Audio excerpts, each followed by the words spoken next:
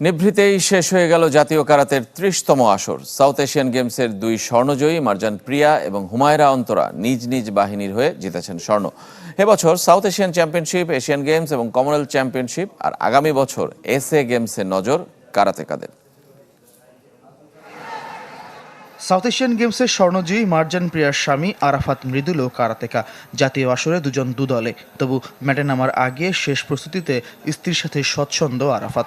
চলতি আসরে এরই মধ্যে ব্যক্তিগত এবং দলগত ইভেন্টের স্বর্ণ জিতে নির্ভার প্রিয়া। জাতীয় আসরে হুমায়রা অন্তরার ওপর স্পটলাইট। সবশেষ এসএ গেমসে তিনিও স্বর্ণ জিতেছিলেন, এবারে জাতীয় আসরে জিতেছেন একটি। তবে কারাতের নিজের স্বপ্ন আর প্রত্যাশা ছিল তাদের, জীবনযুদ্ধে সব ফিকে হতে শুরু করেছে।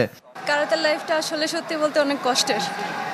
একে তো এখানে হচ্ছে সুযোগ সুবিধা কম, তারপর আমরা যারা আমাদের পড়াশোনাটাকে স্যাক্রিফাইস করে পরীক্ষার সময়টা গেমগুলো খেলি, তখন দেখা যায় যে আমাদের এডুকেশনাল ইয়ারটা অনেক পিছিয়ে যায়। আমরা জাস্ট টাইমে গিয়ে কোনো কিছু যদি করতে চাই সেটা করতে পারি না।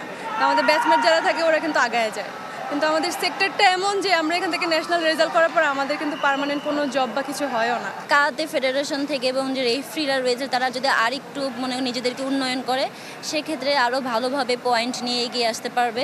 কারণ অনেক নতুন নতুন টেকনিকের সাথেও দেখা যায় যে আমাদের বর্তমানে যে রেফারিরা রয়েছে তারা পরিচিত না, যার কারণে দেখা যায় একটু প্রবলেম হচ্ছে।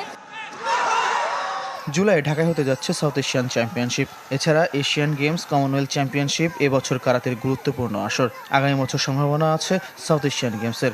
সাফল্যের সন্ধানে ফেডারেশন। এশিয়ান গেমস তো আপনার জাপানে হবে। অলিম্পিক আমাদেরকে যে চিঠি দিচ্ছেন সেখানে 30 তারিখের ভিতরে নাম প্রেরণ করার জন্য, তো এটা আমাদের একটা গুড লাইন যে মাত্র আমরা ন্যাশনাল চেঞ্জ করে দিতে পারতেছি।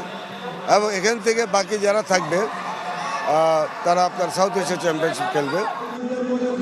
সর্বাধিক স্বর্ণ নিয়ে সেনাবাহিনীর শ্রেষ্ঠত্বে শনিবার পর্দা নেমেছে 30তম জাতীয় আসরের। ফয়জুল ইসলাম, চ্যানেল 24, ঢাকা।